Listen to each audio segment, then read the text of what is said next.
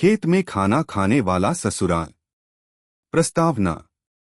गांव के उस छोटे से घर में सास बहू का रिश्ता इतना अजीब था जितना एक रेशमी धागा और कांटेदार झाड़ी का। एक ओर जहां सास अपने पुरानी जमाने की सोच में घिरी हुई थी, वहीं बहू ने नया जमाना अपनाया था। यह कहानी उसी रिश्ते की है जिसमें प्रेम, संघर्ष और समझौते की अनगिनत कहानियां छिपी हुई थीं। अगर आप अपनी माँ से प्यार करते हो और उनको हमेशा खुश देखना चाहते हो तो चैनल को सब्सक्राइब करो, लाइक करो, जय माता दी कमेंट करो। बहुत ही जल्द आपको खुशखबरी मिलेगी। प्लीज वीडियो को लास्ट तक जरूर देखें। अब आगे सुने कहानी की शुरुआत। गांव के एक छोटे से खेत में सास, माँ और बहू अपना जीवन जी रही थीं। गांव में उनका एक छोटा सा घर था जिसे वे बड़े प्यार से संभालती थीं। खेत की मिट्टी में जो मेहनत सास और बहू करती, उसकी कोई कल्पना भी नहीं कर सकता था। हर दिन सूर्योदय के साथ काम शुरू हो जाता था और रात के अंधेरे तक चलता था। लेकिन इस जीवन में एक बात हमेशा खास रहती थी, वह थी खाना खाने का तरीका। सास और बहू का रिश्ते की शुरुआत। सास देवी सिंह एक मजबूत और परंपरागत महिला थीं। उनका मानना था कि बहू को घर के हर काम में हाथ बंटाना चाहिए, चाहे वह खाना बनाना हो या खेतों में काम करना हो। वह हमेशा कहती, हमारे घर की महिलाएं खेतों में काम करती हैं और यही हमारे परिवार की असली ताकत है। उनकी बहू सुमन एक आधुनिक सोच वाली महिला थीं, जिन्होंने शहर से शादी की थी। शुरू में सुमन को यह जीवन बहुत कठिन लगा था।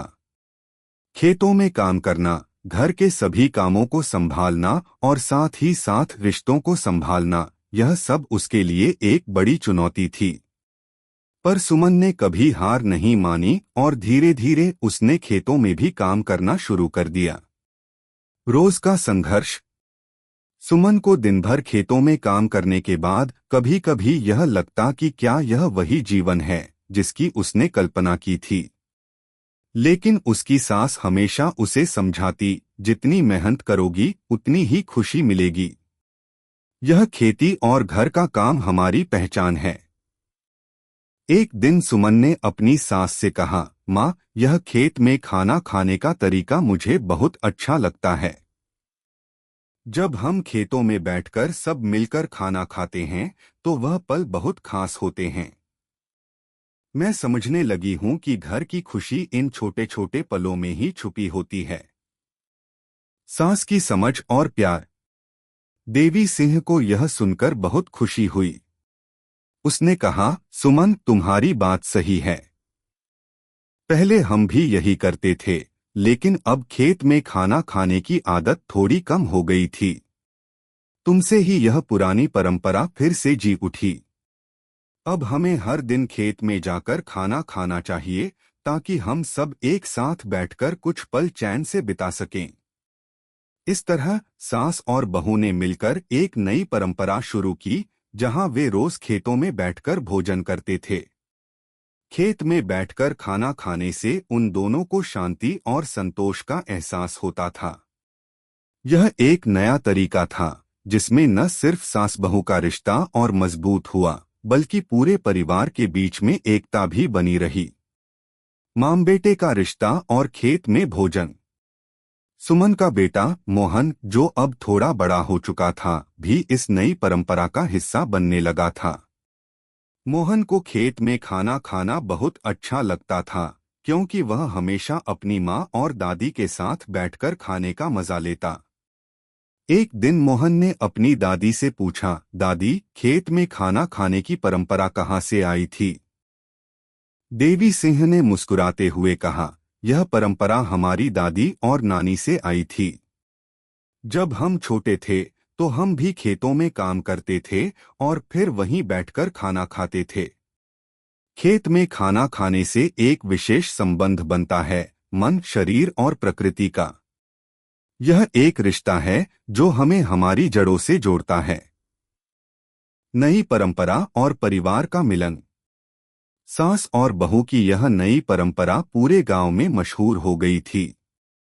जब भी गांव के लोग खेतों में काम करने आते, वे देखकर हैरान रह जाते कि देवी सिंह और सुमन खेतों में बैठकर खाना खा रही हैं। गांव में धीरे धीरे यह परंपरा फैलने लगी और कई परिवारों ने इस परंपरा को अपनाया।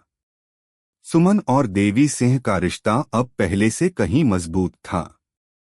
वे एक दूसरे की मदद करती, साथ में खेतों में काम करती और भोजन करती। अब उनका रिश्ता समझ और प्रेम पर आधारित था, न कि सिर्फ परंपराओं और आदेशों पर। समाप्ति।